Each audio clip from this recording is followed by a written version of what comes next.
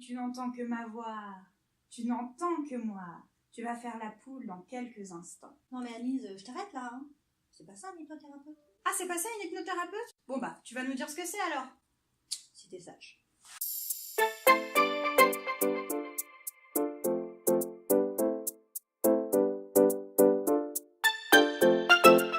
Salut Fanny. Salut Annelise. Merci de me recevoir au cabinet Aloha. Est-ce que tu peux te présenter auprès des filles qui nous regardent? Eh ben merci à toi déjà d'être là. Donc je suis Fanny du cabinet Aloha, hypnothérapeute, coach et également guide spirituel avec les annales akashiques et heureuse de partager un moment avec toi. De même. Donc est-ce que tu peux nous expliquer en quoi consiste ton métier? Quelle est la journée type d'une hypnothérapeute, coach, etc. Il n'y a pas de journée type, puisqu'effectivement, je travaille avec l'humain, donc chaque personne a un univers, chaque personne, effectivement, a une identité, une singularité. Et le propre de mon métier, c'est de prendre l'humain en entier et de répondre effectivement à un ou plusieurs besoins et d'aider la personne à devenir la meilleure version d'elle-même à travers, effectivement, différents outils, qui peut être l'hypnose, qui peut être le coaching personnalisé, et puis également une séance d'annales akashiques pour répondre à des interrogations. D'accord, alors ça m'intéresse. Les annales akashiques, c'est quoi exactement? Parce que c'est un terme un petit peu barbare. Tout à fait. En fait, aujourd'hui, il y a ce qu'on appelle la Terre, quelque chose de conscient, comme notre propre corps. Et il y a également ce qu'on appelle l'au-delà. L'au-delà qu'on appelle Akasha en sanskrit, qui est effectivement le langage le plus ancien. Et dans l'Akasha, effectivement, il y a une grande bibliothèque où chacun a son livre avec ses informations. Qui il a été, qui il est et qui il va devenir. Ce qu'on appelle les annales akashiques.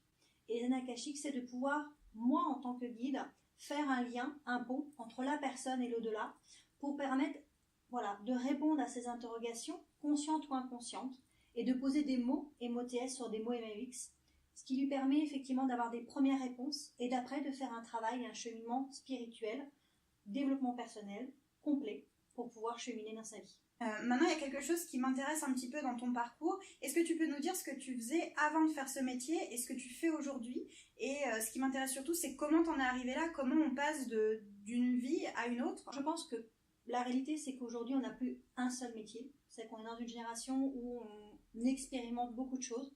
Et ces expérimentations sont les leçons de vie. C'est-à-dire qu'on les vit, on les traverse dans les bons et les moins bons moments pour soi, pour les gens qui sont autour d'eux et de nous. C'est ce que j'ai vécu à travers différentes personnes où j'ai commencé à faire de l'hypnose pour les aider à titre personnel, de l'auto-hypnose, de la méditation et puis les annales akashiques, je pense que c'est quelque chose qu'on fait en fait sans vraiment s'en apercevoir. Et puis on rencontre les bonnes personnes qui vous donnent les bonnes informations, les bonnes formations. Et puis un jour, on se rend compte effectivement que ce n'est pas juste une aide, un accompagnement, une passion, mais c'est vraiment sa mission de vie. Et c'est de là qu'on transforme sa vie, un métier qui était peut-être plus cartésien, plus, on va dire, un côté bien sous tout rapport, avec vraiment un métier où on est vers l'humain et on répond vraiment à qui on est et on réalise sa mission de vie. D'accord, donc est-ce que tu peux nous dire ce que tu faisais avant l'hypnose? Alors, j'ai fait plusieurs choses. Je dirais que la première chose que j'ai fait, c'était dans le management, l'accompagnement, dans les métiers du service autour de la banque et de l'assurance. Et j'ai également travaillé, qui est toujours une passion, et je continue un petit peu aujourd'hui, dans tout ce qui est pâtisserie, cuisine, alimentation. D'accord, et est-ce que tu peux m'expliquer à quel moment tu as vraiment compris que, comment tu as fait pour abandonner cette vie si carrée que tu avais avant? En tout cas, tu étais en CDI d'après ce que j'ai compris.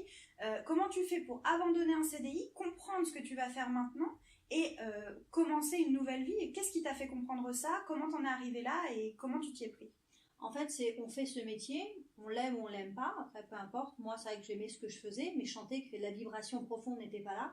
J'ai des personnes autour de moi qui ont été malades, qui ont été confrontées effectivement à des maladies très importantes.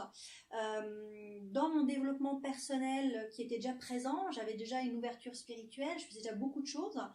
J'ai voulu aller plus loin pour accompagner ces personnes.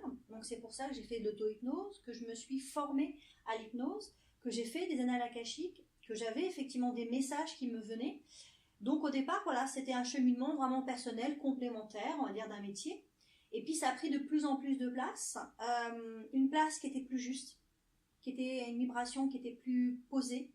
Et on sentait qu'il y avait quelque chose de plus profond. Et puis à un moment donné, on bascule. On comprend effectivement que c'est vraiment ça qu'on veut faire, que c'est même pas un métier, que c'est même au-delà d'une passion, c'est qui on est.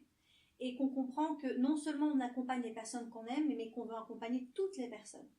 et que toutes ces personnes, on va les aimer d'une façon différente. Et que à un moment donné, on sait que voilà, ce métier qu'on faisait était un métier peut-être plus alimentaire, plus cartésien, et que on sort de sa zone de confort parce qu'on va vers sa propre réalisation. Et donc, je dirais que même pas on quitte un CDI, c'est qu'on ferme une histoire, un chapitre de sa vie pour commencer un autre chapitre et qui va être peut-être le plus beau. Ça me plaît, comme tu sais. Moi, ce que je voulais savoir en plus, toi, en tant qu'hypnothérapeute, quel outil tu pourrais donner, quel petit truc tu pourrais donner aux filles qui nous regardent à faire dans la vie pour potentiellement pouvoir avancer vers ce qu'elles ont envie de faire. Le petit truc de l'hypnothérapeute, quoi. Je dirais déjà c'est une prise de conscience. C'est-à-dire qu'il y a une phrase que j'aime beaucoup, qui est peut-être pas la première, mais une des premières, c'est de prendre conscience que la seule personne avec qui on vit jusqu'à la fin de sa vie, c'est soi-même. Et qu'on n'est pas immortel. Donc quand on prend pleinement conscience de ça, il faut vraiment vivre chaque jour comme si c'était le dernier. Ça marche. Donc les filles, si vous avez bien retenu ce que Fanny a dit, à partir de maintenant, c'est chaque jour comme si c'était le dernier et vous vivez avec vous-même avant tout. Maintenant, moi, ce que j'aimerais que tu nous partages, c'est qu'est-ce que tu aurais à dire à une fille aujourd'hui qui nous regarde et qui a envie de faire quelque chose de différent de ce qu'elle fait aujourd'hui. Qu'est-ce que tu voudrais lui dire pour qu'elle se mette enfin à faire ce qu'elle a envie de faire? C'est ça, c'est de prendre conscience qu'on n'est pas immortel et qu'on est sur cette terre pour se réaliser soi. Et ça, c'est la première chose. En se respectant soi, en devenant cette meilleure version de soi-même, non seulement on vit la vie que l'on souhaite et non que les autres souhaitent. Ça, c'est la première chose, la première réalisation. Et la deuxième, on va émettre une vibration, une luminosité qui va faire automatiquement que l'échange avec les autres va être différent également. Notre vie va être plus belle. Donc, en se donnant à soi, on donne aussi aux autres et on s'épanouit pleinement dans sa vie. Très bien. Et pour toi, quels sont les 3 ingrédients du bonheur? Vraiment, s'il y avait 3 choses à mettre dans un bocal pour être heureux, ce serait? Alors, la première chose, c'est la générosité, le partage. Générosité, partage et l'amour de soi. D'accord, très bien. Donc toi, tu as vraiment fabriqué ton petit bonheur à partir de ça. Oui, parce que je pense que la générosité, elle est aussi importante pour soi que pour les autres.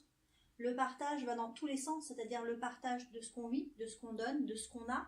On peut partager son pain, on peut partager son argent. L'argent est une vibration. Et puis l'amour de soi, si on ne s'aime pas soi-même, comment on peut aimer la vie, comment on peut aimer les gens? D'accord. Donc si je comprends bien ce que tu me dis, ça part vraiment de soi. C'est-à-dire que toutes les réponses, elles sont à l'intérieur de soi. Ça. Il ne faut pas les chercher dans l'environnement autour. Exactement. Sachant qu'aujourd'hui, on est dans, je pense, une société qui est plus que même 2.0. Ça va trop vite, trop loin. On peut avoir tout de suite. Et en fait, on ne prend pas conscience de la richesse de ce qu'on a. On n'est pas assez dans la gratitude de chaque chose qu'on a. On veut toujours aller au-delà. On a quelque chose, on ne savoure même pas de l'avoir. On pense déjà à avoir autre chose. Profitons du moment présent, profitons de la journée, profitons de chaque chose que la vie nous a donnée et soyons dans la gratitude de le partager, de se le donner à soi-même et de l'offrir aux autres. Et c'est vrai que profitons du moment présent, profitons du résultat de ce qu'on a. Voilà. Et après, prenons le temps effectivement de vivre là, maintenant. Pas hier, pas demain. Donc pour finir cette interview, on a vraiment quelque chose à vous dire les filles, c'est à toi de décider. It's up to you!